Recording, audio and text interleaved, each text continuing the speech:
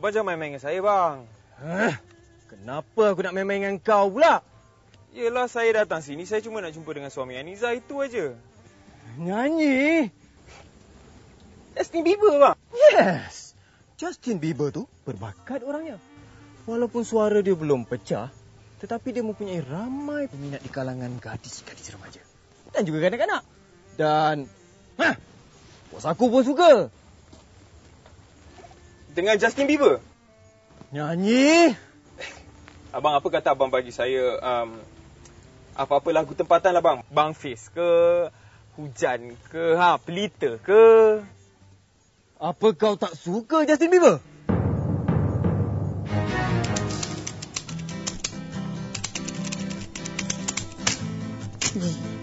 Sana Rika, sini Rika. Bukannya sweet sangat pun. Aku lagi sweet. Erika sweet. Diamlah Maria, kau bukan kena Rika pun. Saya kata dia sweet, pakai tu lagi sweet. Sweet.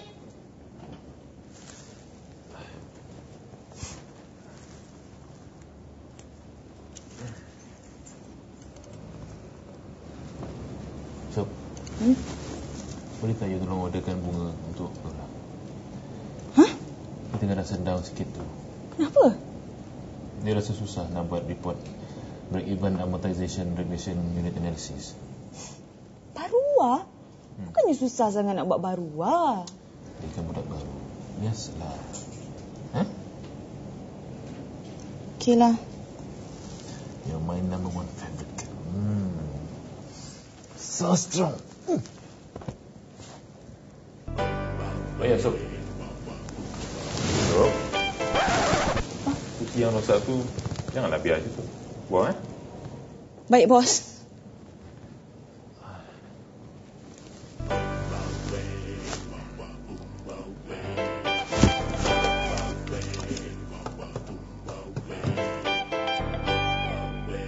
Hello, kedai bunga.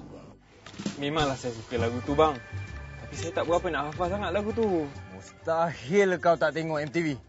Engkau ni generasi MTV. Saya nampak je muda, bang. Tapi saya memang tak tengok. Nyanyi.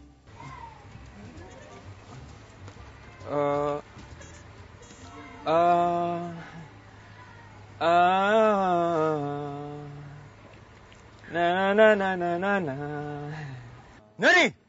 Apa ni, bang? Abang kata tadi menyanyi je, bang. Menyanyi mestilah menari. Nari lah. Baby. Ooh, baby.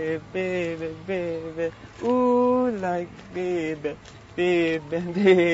Ooh, baby. Ooh. Bagus. Bagus.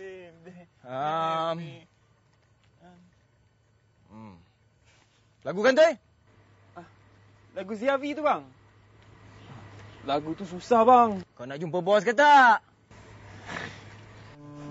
Laptop Mami dah rosak, Tina. Tina, macam mana Mami nak bermuka buku, bertwitter, bersosial di alam cyber untuk melepaskan geram Mami pada Tina? Sedih sekali. Macam mana Mami nak bersetting dengan Didi?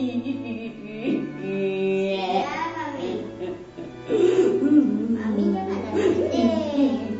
Mami pun dah telefon. Alah, pandailah nak Mami.